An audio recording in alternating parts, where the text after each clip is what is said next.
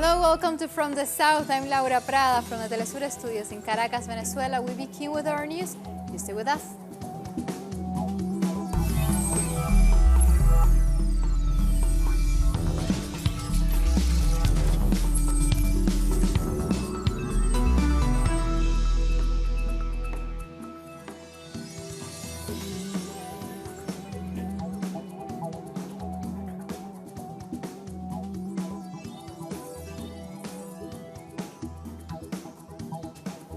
And we begin talking about Ecuador because President Lenin Moreno spoke late on Monday stating that he has transferred the seat of government to the city of Guayaquil after having abandoned the capital, Quito. He went on to say that reported sporadic incidents of violence indicate that the anti-austerity protests are organized in order to bring down his administration.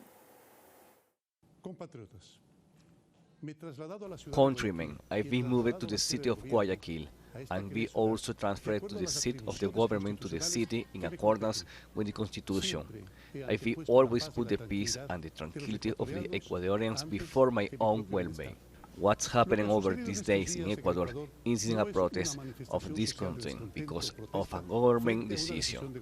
The violence, vandalism, and looting show that here there is an organized political effort to destabilize down the government and end into constitutional and democratic order.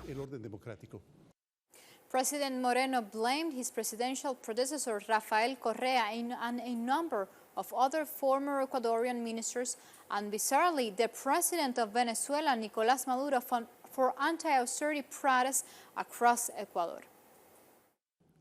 Do you really believe that it's a coincidence that Correa, Virgilio Hernández, Patiño, and Pavón traveled just weeks ago to Venezuela together? Together with Maduro, they activated their plan to destabilize us.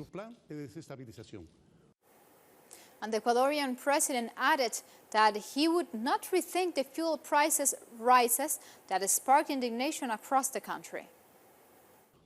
I'm not going to back down, because what is right doesn't have nuances. Ecuadorians' decision to remove fuel subsidies is an historic decision. Meanwhile, indigenous protesters in the south of the capital, Quito, clashed with the military who arrived there with armored vehicles to repress demonstrations as the authority escalated their means of dispersing unarmed protesters by firing tear gas at the crowds. Demonstrators retaliated as seen in these images. And despite the military and police aggressions, 20,000 indigenous groups from across the country, led by Ecuador's umbrella indigenous organization, CONAIE, will continue advancing towards Quito ahead of the planned national strike for Wednesday against the government economic measures.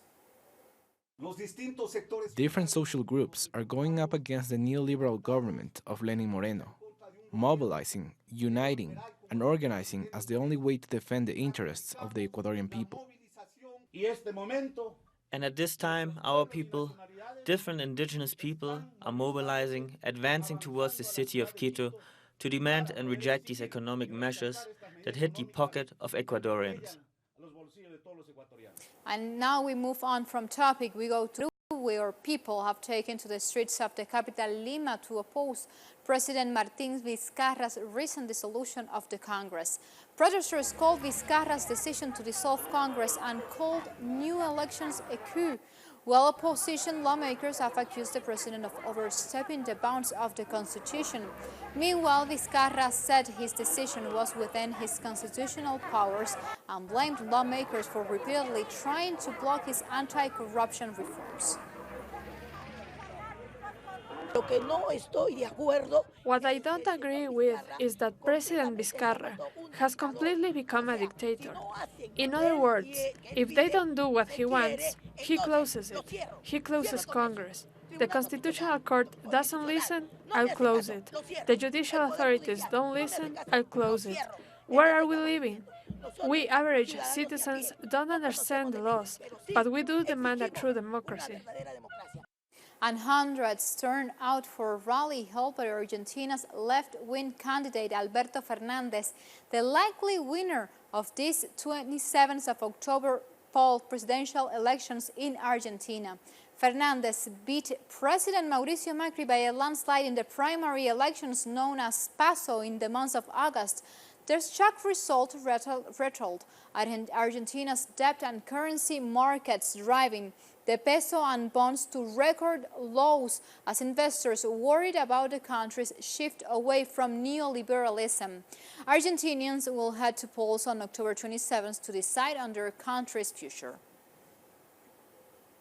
El único mensaje. The only message I want to leave you today is forget all our difference. Let's get together to end hunger in Argentina once and for all.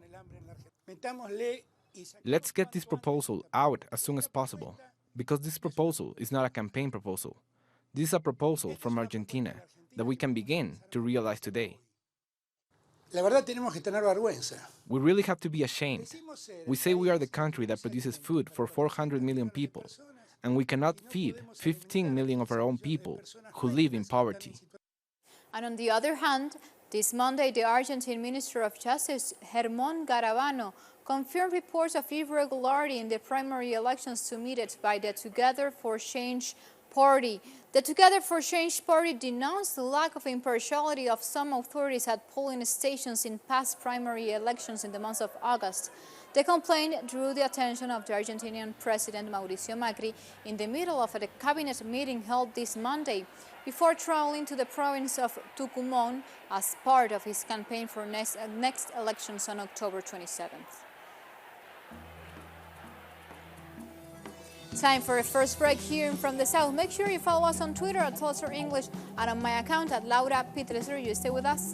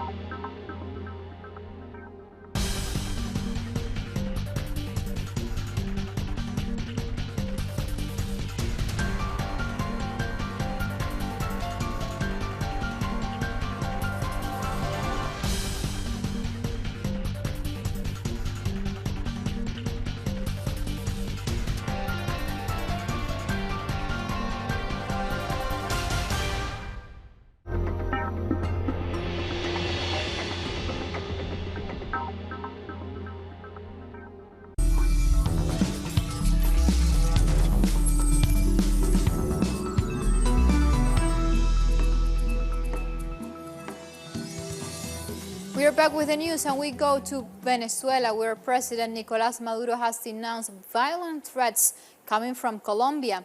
President Maduro said that the Bolivarian Republic wants peace, sovereignty, calm, life, and development, meaning an orange alert had to remain in effect along Venezuela's border with Colombia.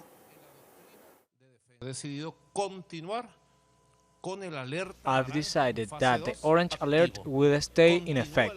Phase 2. No armed group can be in Venezuelan territory. That's why we have the powerful Bolivarian National Armed Forces. Since September the 10th, Venezuela has been conducting the sovereignty and peace military exercises in order to guard national territory against constant threats coming from the Colombian government. President Maduro congratulated the participants.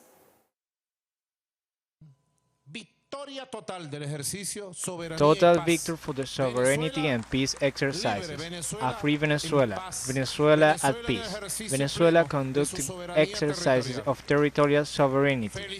Congratulations to our Bolivarian armed forces, to its 4 components, the Army, the Navy, the Air Force, and the National Bolivarian Militia. Congratulations. President Maduro denounced new internal and external threats of violence pushed for by the Colombian Senator Álvaro Uribe Vélez together with President Iván Duque. I'm speaking to the Colombian people, to Colombian Republic opinion. Be careful with Ivan Duque and Álvaro Uribe Vélez, because they are planning other forms of violence against Venezuela, and they want and have contributed to an internal war. They haven't resolved the internal war, and now they want to cause a war against Venezuela. We're not going to allow that. We haven't allowed it, and we won't allow it. We want peace, sovereignty, and equality. Now we move on to other topics. The Brazilian Public Prosecutor's Office denounced that President Jair Bolsonaro's official party for the alleged diversion of public funds intended to promote gender equality. According to investigations, the ruling party diverted around $70,000 intended to finance electoral campaigns of 4 women's candidates to deputies in the state of Minas Gerais. The Brazilian president's former advisor declared before the public ministry that the funds would be redirected to cover the cost of campaign material for Jair Bolsonaro's Álvaro Antonio and other party candidates, with the goal of boosting their campaigns in 2018.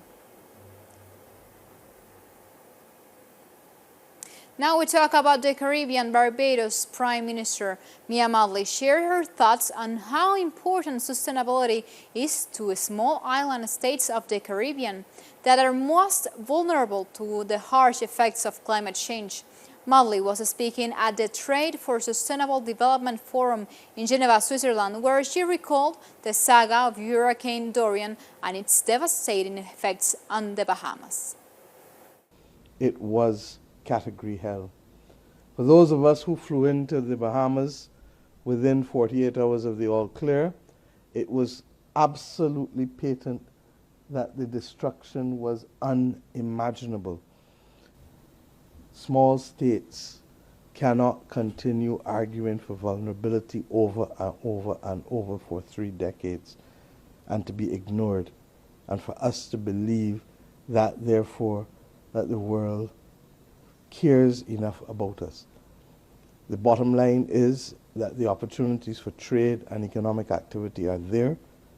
What is missed out with 100%? Let us claim ground where we are, and let us ensure that those countries to be able to make the changes where we can in terms of renewable energy, in terms of banning coal plants, in terms of planting trees, in terms of our work with materials, not just plastics, but other materials that have the capacity to regrettably alter the world that we've come to love. And at least 2 members of the Caribbean community, CARICOM, have reintroduced visa requests for Haitian nationals. Barbados and Dominica have both re-implemented the travel restrictions. It does not apply to Haitian nationals who are holders of diplomatic or official passports, who are business persons, or those who are holders of US, UK, Canadian, or Schengen visas. Barbados, which allowed visa-free movement of Haitian nationals last year, was the first to announce the reversal of the measure. This is believed to be linked to a wave of protests in Haiti due to government corruption, inflation, and a scarcity of fuel.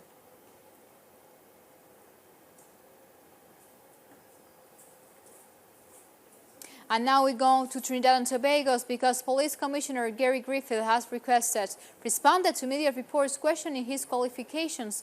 He says there seems to be a deliberate attempt by the media to discredit or malign him. The commissioner says he holds a master's degree in security management, but was also approached by the University of Leicester to be awarded with an honorary master's for work undertaken. Last week, the cabinet upgraded the academic criteria needed for the police commissioner job, with a master's degree being the minimum requirement apart from other skill sets.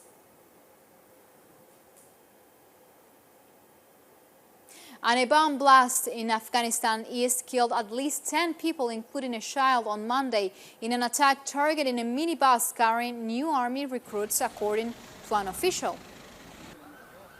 Atalua Kogangiani, a spokesman for the governor of Naknar province, said the attack in Jalalabad city wounded 28 other people. The bomb was placed in a rickshaw and detonated when the army bus arrived. Kiogani said that some of the injured brought to a regional hospital are in critical conditions. And the French National Assembly debated immigration this Monday in order to impose new restrictions to control the migration flow through ongoing targeted aid. The French asylum system is saturated today, as if we were experiencing the delayed effects of the crisis of 2015 to 2016. The data is clear and undeniable. In 2018, France registered a record 123,000 asylum requests, so an increase of 22% on the previous year, even when at the same time requests were going down by 10% in the rest of Europe. And a second whistleblower in the United States has come forward in regard to calls made by the President Donald Trump to his Ukrainian counterpart Volodymyr Zelensky.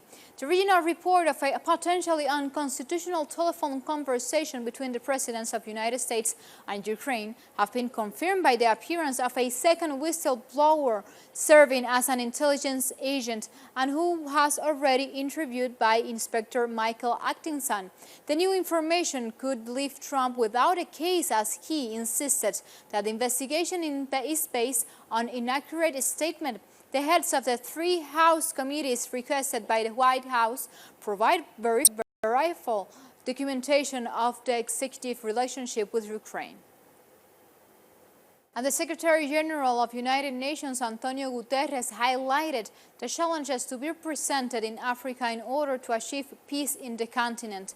During an interview held by United Nations Security Council, the Secretary General stressed that the organization's largest peace missions are in the African region. However, the deployment of more than 80,000 United Nations Blue Helmet troops across the continent has led to an increase in tensions continent-wide. In turn, the Secretary explained that they must focus on the cause of conflicts in Africa, which are inequality and poverty, in order to solve them.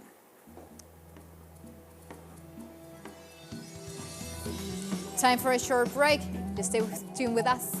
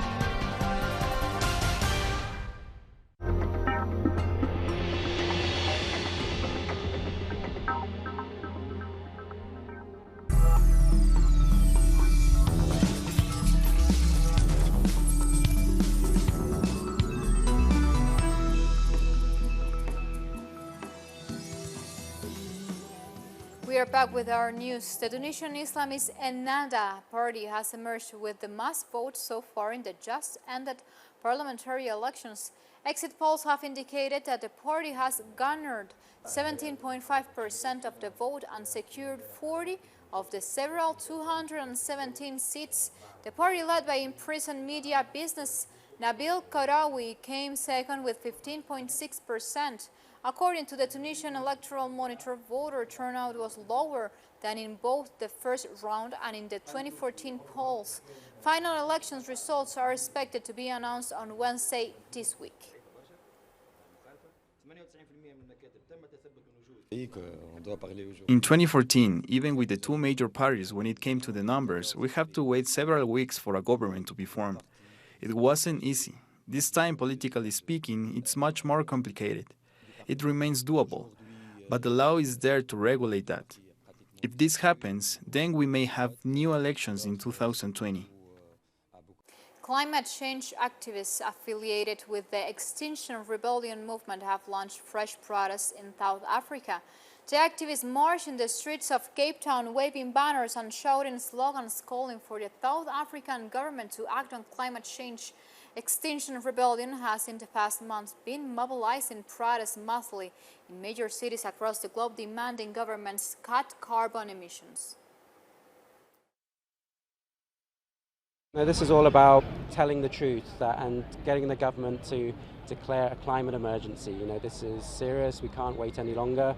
The government needs to step up and act, and it's about telling people, getting people to realize it's an emergency. We need to act now. We continue talking about South Africa. Former President Jacob Zuma's son has appeared before the Judicial Commission of Inquiry into State Capture. It's a type of systematic political corruption in which private interests significantly influence a state's decision-making process to their own advantage. To the same Zuma denied before the state anti-corruption inquiry allegations by the former deputy finance minister that he was offered a $40 million bribe from South Africa's business family known as the Guptas. This comes after his father also appeared several times this year before the commission to answer charges of state capture.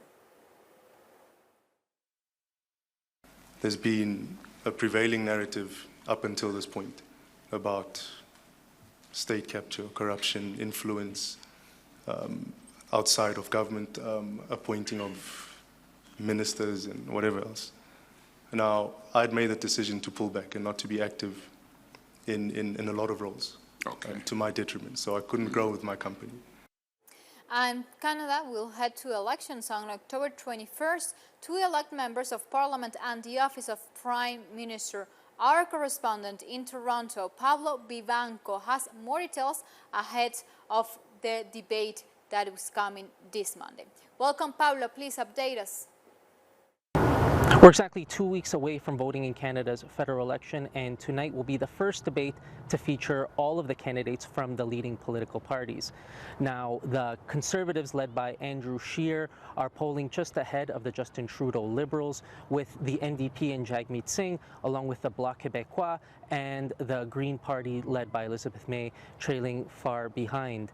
Now, in Canada's first past the post parliamentary system, the candidate to win the most votes in each riding gets the seat for that riding and goes to represent that district in the House of Commons. The party that wins the most seats in the 338-member House of Commons gets to form government, and the leader of that party becomes Prime Minister. Now, the same polls that have the Conservatives ahead of the Liberals are thereby projecting that the Liberals have a high likelihood of winning a minority government. Tonight in the debate, it's expected that climate change and the economy will dominate the debate, although the indigenous rights issues are likely to also be mentioned significantly, given that this past weekend, something that took up much of the headlines here in Canada was a decision by the Trudeau government to challenge settlements for victims of the residential school system. Thank you, Pablo. We'll continue paying attention to the development of these elections in Canada. Like this, we come to the end of this brief. Remember, you can find this and much more other information as you're seeing it on our website, tulsaenglish.net, where you can read opinion articles, watch special interviews, and of course, follow the latest information happening in the world, like what is happening in Ecuador, in Quito, with the protests given by the citizens of this country against the economic measures announced by the President Lenin Moreno.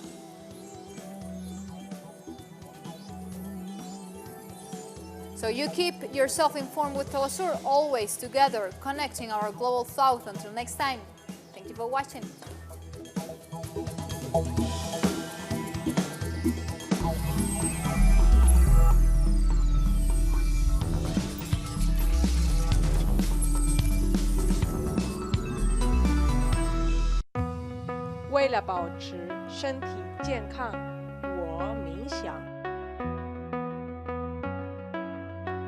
Para mantenerme saludable, yo corro. To keep myself healthy, I study. Για να διατηρηθώ υγιής, τρέφομαι σωστά. Para mantenerme saludable, yo bailo. Para mantenerme saludable, yo purifico mi espíritu a través del cuerpo. ¿Y tú? Get your body. Tuesdays, only on Telesur.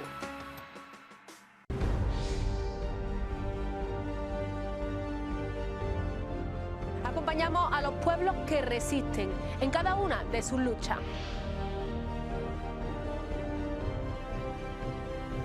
Somos esa ventana que se abre para visibilizarlos entre fronteras.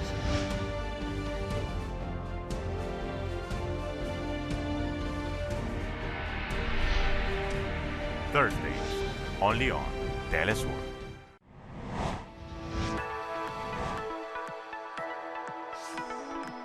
Discover the cultural diversity that defines a continent. The place where art and tradition are part of the same nucleus. Artistic expressions,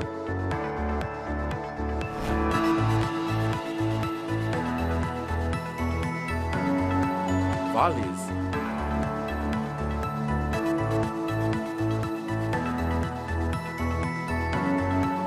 passion, and more.